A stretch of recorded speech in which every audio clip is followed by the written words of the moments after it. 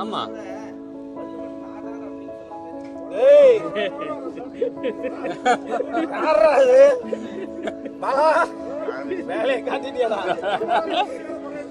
வருஷத்துக்கு முன்னாடி ஒரு கற்பனை பண்ணி வரைஞ்சிருக்கிறாரு. காமத்து பாடல் எழுதுனா எந்த வயசுல இருக்கணும்? வள்ளுவர் வந்து கன்னியாகுமரியில பிறக்கல, மயிலாப்பூர்ல பிறந்தாரு. நம்ம அதுக்குள்ள போ வாரிசு எங்க? காமத்து பாடல் எழுதுனருக்கு வாரிசு இருக்காதா? சரி, படம் எப்படி இருந்தது?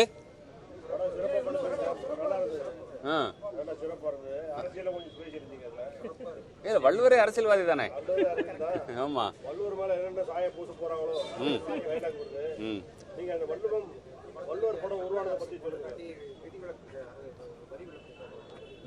கேட்போம். சரி, வள்ளுவர் படம் நாங்க காமராஜ் படம் பண்ற காலத்துல ஒரு நண்பர் வந்து ஆபீஸ் வந்திருந்தாரு. அவர் கேட்டாரு திருக்குறளை பத்தி ஒரு படம் பண்ணுங்க அப்படின்னுட்டு. அப்போ அது ஒரு பெரிய கேன்வாஸா இருக்கும். கேன்வாஸ் ஒன்னே முக்கால் அடி இவ்வளவு பெருசா இருக்கு, எப்படி பண்ண முடியும்னு ஒரு சேலஞ்ச் இருந்தது. அதுக்கப்புறம் செம்பூர் ஜெயராஜ் அதுக்கான ஸ்கிரிப்டை பண்ணார். அதுக்கப்புறம் அது வந்து எதை விஷுவலைஸ் பண்ண முடியுமோ நீங்கள் படத்தில் பார்த்துருப்பீங்களே, அதை நாங்கள் வந்து ஸ்கிரிப்டாக அமைச்சோம். அதுக்கப்புறம் ஒரு கட்டங்களாக தாண்டி போனது. நம்ம சார் சொன்ன மாதிரி இளையராஜா வந்து இதுக்கு வந்து மிகப்பெரிய ஒரு பங்களிப்பு, எட்வினோடது பங்களிப்பு, இவங்க தனலட்சுமியோடது, வள்ளுவர், ஆமாம், எல்லாருடைய பங்களிப்பு முக்கியமானது. ஆமாம், பவளக்குடி அவங்களோட பங்களிப்பும் முக்கியமானது. ஏன்னா இந்த படம் மக்கள்கிட்ட போகணும், அதுதான் வந்து அதோட பெரிய ஒரு விஷயம். அதாவது எல்லாருமே வந்து தேட்டர் கொடுக்கறதுலேருந்து ஆரம்பித்து இது சொல்லப்போனால் படம் எடுக்கிறத விட ரிலீஸ் பண்ணுறது பெரிய வேலைன்னு இப்போ நான் கண்டுபிடிச்சேன். ஆமாம், படத்தை எடுக்கிறது பணம் இருந்தால் படத்தை எடுத்துடலாம். ஆனால் ரிலீஸ் பண்ணுறது வந்து ஒரு பெரிய ஒரு தேட்டரில் கொண்டு போகிறது பெரிய சேலஞ்ச். அது ஒரு வேற ஒரு டீம், அது அந்த டீம்கிட்ட பழகி வெளில வர்றது ஒரு பெரிய சேலஞ்ச். ஆமாம், மக்கள் பார்ப்பாங்களா அந்த படத்தை? நல்லா இருக்கு, பார்க்க வைக்கணும். ரொம்ப நல்லா எழுதி நீங்க பார்க்க வைக்கணும். ஏன்னா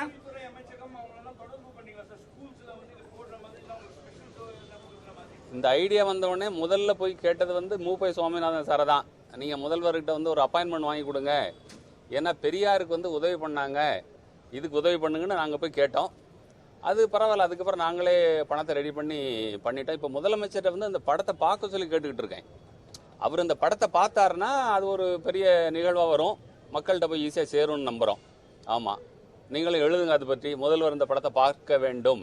அவர் பார்க்க வாய்ப்பு இருக்கா இல்லையா? என்ன கலைஞர் தானே, அவர் இதில் தானே படத்தை முடிச்சிருக்கோம், கலைஞர் சிலையில்.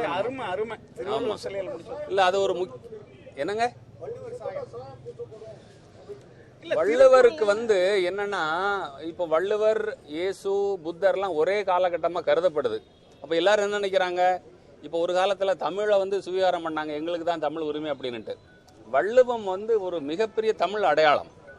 அதை அரசியல் கட்சிகள் பயன்படுத்த நினைப்பாங்க. அதை நான் சூசகமாக சொல்லியிருக்கோம். இப்போ சாயம் பூசுறது, சாயம்னா உங்களுக்கு எல்லாரும் தெரியும், எந்த கட்சிங்கிறது உங்க எல்லாத்துக்குமே தெரியும். ஆமாம் ஆமாம் ஆமாம் ஆமாம் அவங்க அப்படி இன்னொரு வரி வந்திருக்குமே, நமக்கு எதிரி வந்து வடக்க இருந்தா வரணும் அப்படின்னுட்டு. ஆமாம், வடக்க இருந்தானே வந்து எதிரிகள் வர முடியும் நம்மளை வந்து. ஆனால் நம்ம இனம் வந்து கட்டுக்குலையாம தானே இருக்கோம் நம்ம.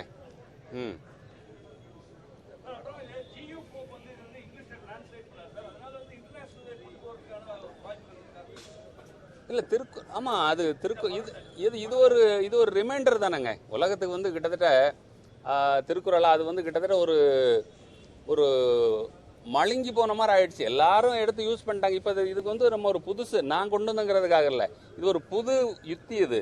இப்போ இதில் இவ்வளோ விஷயங்கள் நீங்கள் உங்களுக்கு வந்து டெய்லி ஆச்சரியப்படுத்தும் குறள். பொதுவாக குறளை பற்றி என்ன சொல்கிறாங்கன்னா, நீங்கள் தமிழை படிச்சுட்டு குறளை படிச்சிங்க அப்படின்னா ஒவ்வொருத்தருக்கும் ஒவ்வொரு அர்த்தத்தை கொடுத்துக்கிட்டே இருக்கு. அவ்வளோ புதுமையானது. 2000 வருஷம் முன்னாடி இவ்வளோ பிரச்சனைகள் இருந்திருக்கு, அதுக்கு கொடுக்கப்பட்ட விளக்கங்கள் வந்து ரொம்ப ஆச்சரியப்படுது. இது வந்து மக்கள்கிட்ட போகணும். ஆமாம் ஆமாம் ஆமாம் ஆமாம் ஆமாம் சப்டைட்டில் இங்கிலீஷில் போட்டிருக்கோம், போவோம். ஆமாம், படிப்படியாக போவோம்.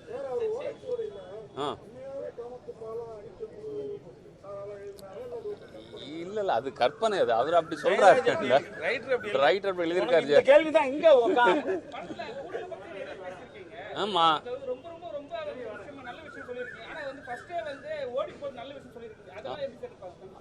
அந்த காலத்துல அதுதான் இருந்தது. வருஷத்துக்கு அது மட்டும் இருக்கல, அவர் காலத்துல என்ன இருந்துச்சுன்னா, சொசைட்டில வருஷத்துல ஒரு நாள் இளைஞர் இளைஞி யாரும் யாரு கூட இருக்கலாங்கிற அளவில் ஒரு கொண்டாட்டம் இருந்துச்சு தமிழர்கள்கிட்ட. அதை யாரும் கேள்வி கேட்க மாட்டாங்க. இதெல்லாம் நீங்க படிச்சு தெரிஞ்சுக்கணும் பாலா.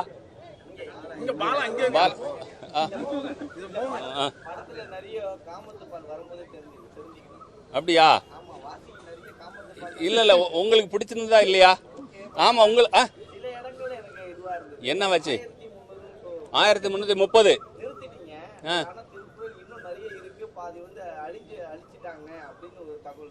இல்ல அப்படி குரலை பற்றி இல்ல, அது நமக்கு கிடைச்ச அந்த நம்ம ரிசர்ச்சுக்குள்ள போகல. இன்னும் வள்ளுவருங்கிற ஒருத்தரா அந்த கிளாசிபிகேஷன் அவர் காலத்தில் பண்ணப்படவில்லை. 3ஆக பிரிக்கப்பட்டது பிற்காலத்தில், பரிமேலர்கள் காலத்தில். அப்படி பல்வேறு விஷயங்கள் அதில் இருக்கு. வள்ளுவர் கன்னியாகுமரியில் பிறக்கல, மயிலாப்பூர்ல பிறந்தாரு. நம்ம அதுக்குள்ள போகல. அந்த கருத்துக்குள்ளதான் நம்ம போயிருக்கோம். ஆமா, வாரிசு எங்க காமத்து பால் எழுதினருக்கு வாரிசு இருக்காதா?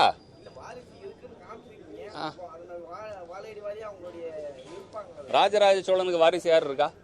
1000 வருஷம் ஆச்சு. தோக்கடிச்ச மாதிரி காட்டலையே, அவரு அங்கீகரிக்கல. இல்ல இல்ல இல்ல இல்ல, எங்க அதாவது சங்கத்துல ஒரு முடிவு, அதாவது தமிழ் சங்கத்துல இப்படி இருக்கணும் ஒரு வடிவமைப்புன்னு ஒரு இலக்கியம் சட்டத்திட்டங்கள் இருக்கும்போது அதை உடைக்கிறாருன்ற ஒரு விஷயம் தான். நக்கீரர் பாதை வேற, வள்ளுவர் பாதை வேற. நக்கீரர் இவர் வள்ளுவர் அங்கீகரிச்சாரோ அங்கீகரிக்கலையோ அது வேற ட்ராக், இது வேற ட்ராக். அவரோட கான்ட்ரிபியூஷன் ரொம்ப பெருசு. ஆமா, திருவள்ளுவர்னு நம்ம தமிழ்ல பேர் வச்சிருக்காங்க. அந்த பேரை நீங்க இந்த படத்துல ஒரு இடத்துல கூட அவருக்கு சொல்லாதே அதை மேனேஜ் பண்ணிட்டீங்க. அது எப்படி நீங்க அதை வாசுகன் எங்கேயாவது கூப்பிட்டார பாத்தீங்களா? இல்ல, அத ரெண்டு பேரோட பேரையுமே சொல்லாதே. ஆமா, இல்ல இல்ல, அதுல எங்கெங்க சந்தேகங்கள் இருக்கும். இப்போ எல்லாரும் சொல்லுவாங்க வாசுகி தண்ணி இறைச்சிக்கிட்டு இருந்தாங்க, வள்ளுவர் கூப்பிட்டார், வாளி நின்றுடுச்சு, ஊசியால இதெல்லாம் அந்த புனைவுகளுக்கு நம்ம போகல. வள்ளுவத்துக்குள்ள என்ன இருந்ததோ அதுக்குள்ள இருந்தா நீங்க பாத்தீங்கன்னா அனலைஸ் பண்ணி பாத்தீங்க அப்படின்னா எல்லா காட்சிகள்லயும் இந்த வள்ளுவம் இருக்கும். ஆமா, திருவள்ளுவர் நாடுன்னு வச்சிருக்கீங்க. ஆமா, திருவள்ளுவர்னு எந்த இடத்துலயும் மென்ஷன் பண்ணவே இல்லை. அவர் கூப்பிட்டாரா? வள்ளுவனாரன்னு கூப்பிட்டாரா இல்லையா கடைசியில? ஆமா,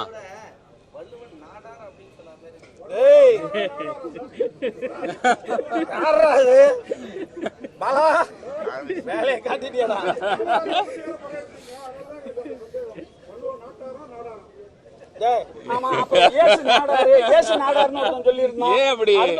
பிரமிட கட்டினது நாடாருன்னு ஒருத்தர் பேட்டி கொடுத்துருக்காரு. அப்புறம் அல்லாவும் நாடாரு ஆவாரு. எல்லாரும் எது நீங்க அறம் பொருள் இருக்கு, இவன் காமத்து பாலை பத்தியே எல்லாம் பேசிட்டு இருக்கீங்க.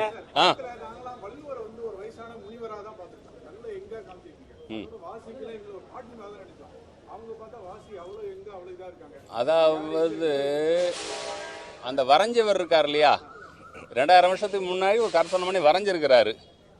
காமத்து பால் எழுதுனா எந்த வயசுல இருக்கணும்? அதெல்லாம் மறந்து போயிருங்க. நீங்க வேற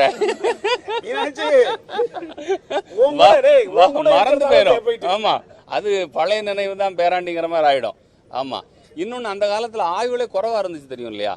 பெரியாரே ஒரு இடத்துல சொல்லியிருப்பாரு, ஆயுள் வெள்ளைக்காரன் வந்த அப்புறம் தான் மருந்தெல்லாம் கொடுத்து கூட்டம் அப்படின்னு. வள்ளுவர் காலத்துல ஆயுளே 35-40 வயசுக்குள்ள இருந்திருக்கும். இவர் வேணுகோபால் சர்மா வயதானவரா வரைஞ்சிருக்கிறாரு. இவ்வளவு கருத்தச்சனவர் வயசானவரா இருப்பார் நினைச்சிருப்பாரு. ஆனா நீங்க நெப்போலியன் எடுத்துக்கோங்க, பல பேர் அந்த வயசுலயே மறைஞ்சு போனவங்க தான். சரி, இந்த ஹீரோயின் எல்லாம் கேள்வி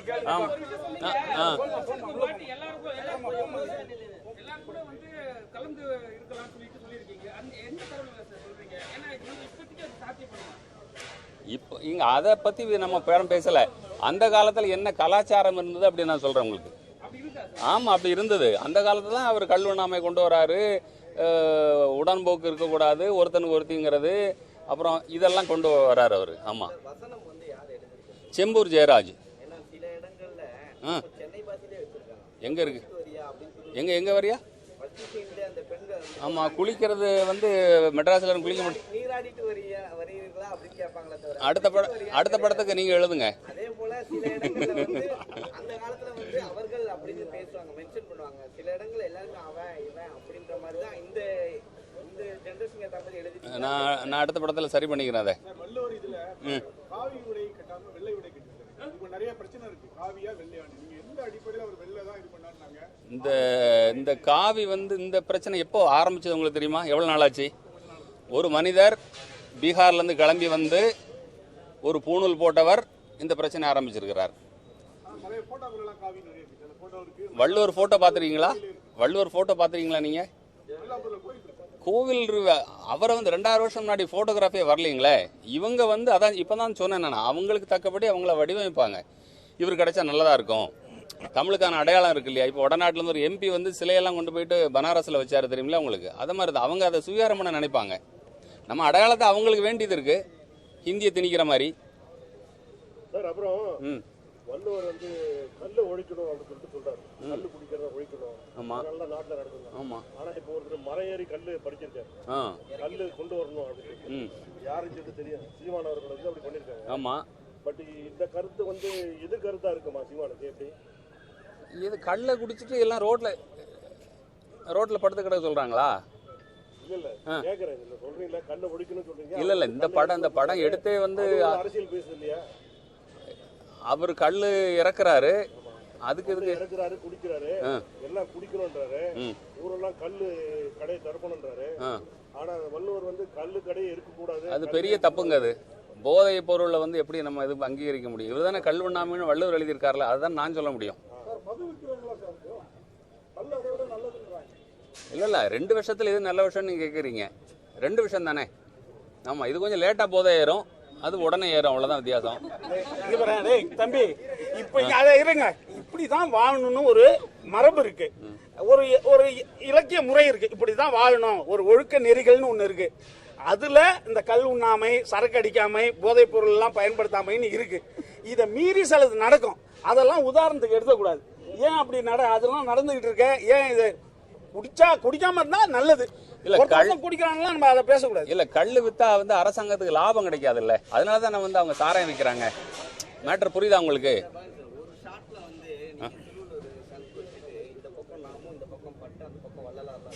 ஆமா,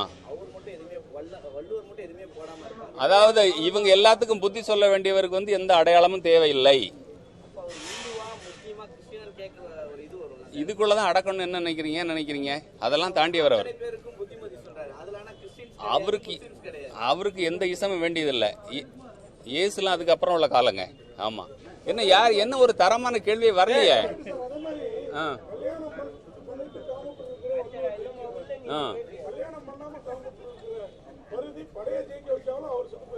ஆமா, இல்ல அந்த காலத்துல இப்போ அதை வந்து அந்த படத்துல குளோரிஃபை பண்ணிருக்கோம்.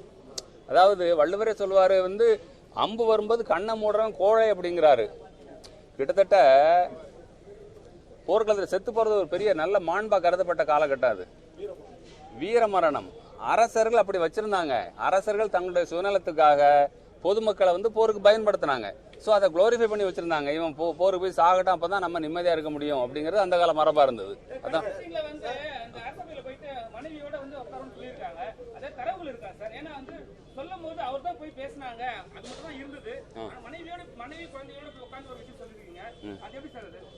இல்ல, அது திரைக்கதைக்கு தேவைப்பட்டுச்சு. நீங்க இந்த படம் ஔவையார் பாத்தீங்களா? நீங்க ஔவையார்ல எப்படி வந்து அரங்கேற்றாங்க தெரியும்? எது புனையப்பட்டதா? ஆமா, 133 அதிகாரம் இருக்கு. 133 அதிகாரத்தையும் நீங்க இந்த படத்துல கொண்டு வந்திருக்கீங்க. இல்ல, கொண்டு வரல. இல்ல, அதுதான் வந்து எதை காட்சிப்படுத்த முடியுமோ அதை தான் பண்ண முடியும். திருக்குறளை சொல்லிக்கிட்டே நீங்க உட்கார்ந்துருப்பீங்களா? நீங்க உட்கார மாட்டீங்கல்ல. எவ்வளவு திருக்குறள் கிளாஸ் நடக்குது, 10 பேர் தான் உட்கார்ந்துருப்பாங்க. இப்ப இவ்வளவு பேர் வந்திருக்கீங்கல்ல, எதுக்கு வந்திருக்கீங்க?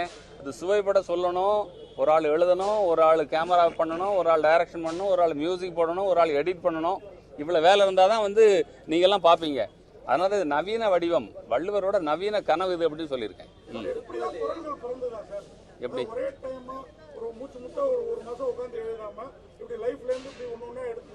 அதுல இருக்கக்கூடிய சாரம்சம் பாத்தீங்கன்னா, இது ஒரு பெரிய பலகாலம் ரிசர்ச். அவரே வந்து ஒரு அரசர்கிட்ட வேலையா இருந்திருப்பாருன்னு சொல்றவங்க இருக்காங்க. அவரே ஒரு அரசரா இருந்திருப்பாரு அப்படின்னு ஒரு தரவு சொல்லுது. ஆமா, ஏன்னா பாத்தீங்கன்னா இல்ல, நம்ம அந்த ஆராய்ச்சிக்குள்ள போல சார். நம்ம வந்து 1330 உள்ள இருந்துதான் இதை சாராம்சத்தை எடுத்திருக்கோம்.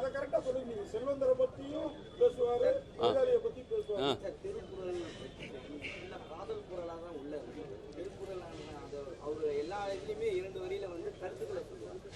செல்வத்துள் செல்வம் அப்படின்னு சொல்லும் போது செவி எவ்வளவு பயன்படும் அப்படின்னு சொல்லியிருக்காரு. செல்வத்தோட ரொம்ப முக்கியமானது பான்னு சொல்லியிருக்காரு. ஆமா இந்த மாதிரி நிறைய திருக்குறள் இருக்கு. ஆனா இதுல நிறைய காதல் காட்சிகள் தான் வரும். ஆமா, நான் வந்து சினிமாவுக்காக எடுத்து இந்த இப்ப நீங்க சொன்ன மாதிரி அவங்க கேட்ட மாதிரி பள்ளியில கொடுக்குறீங்கன்னு வச்சுக்கோங்க. இது குழந்தைங்களோட மனதை பாதிக்காதா? இப்போ இது இந்த படத்துக்கு என்ன சர்டிபிகேட் இருக்கு பாத்தீங்களா? ஆரம்பத்துல படத்தை பாத்தீங்களா? என்ன சர்டிபிகேட் போட்டிருக்கான்? நீ சர்டிபிகேட் நீங்க பாக்கலையா? யூ சர்டிபிகேட் போட்டிருக்கான். அது சென்சார் போர்டு வந்து கிளியர்டு இந்த படத்தை குழந்தைகள் பார்க்கலாம்னு சொல்லியிருக்கான். நீங்க அவன்கிட்ட போய் கேளுங்க. போர்டு இல்ல இல்ல இல்ல இல்ல சென்சார் வந்து நிறைய ஒரு நிமிஷம் இல்ல இல்ல இதுக்கு அத்தாரிட்டி சென்சார் போர்டு. திருவள்ளுவரே காதல வந்து சரி ஓகே அப்படின்னு சொன்ன ஓடி அரசு கொடுத்த சர்டிபிகேட் யூ மத்திய அரசாங்கம் அனைவரும் பார்க்க தானே கொடுத்திருக்கு. Okay sir. இப்போ நீங்க சொல்லுங்க. அது சென்சார் சர்டிபிகேட் மத்திய அரசு தரது உங்களுக்கு தெரியாதா? சொல்லணும்ல யார் சொல்றாங்க? இல்ல அது தெரியாதா உங்களுக்கு? ஆமா என்ன பாலாதரன் நீங்க நிறைய படிக்கணும் பாலா. நீங்க ஒரு இல்ல இல்ல ஒரு வருஷம் முன்னாடி வந்தீங்க. நீங்க இந்த நீங்க வளர்ந்துருப்பீங்க படிச்சு. நம்ம ஊர்ல நம்ம அரசாங்கம் சரியா செயல்படுது அப்படின்ற மாதிரி தான் இருக்கு. சென்சார் போர்டு நிறைய படங்களுக்கு வந்து தடங்கல் பண்ணிட்டு இருக்காங்கன்னு சொல்றாங்க. பட் அதனாலதான் இந்த இது கேட்கணும். அப்ப இதுக்கு தடங்கல் பண்ணிருக்கணும்னு நினைக்கிறீங்களா? வருது. இல்ல காதல் தடை செய்யப்பட வேண்டியதா? சரி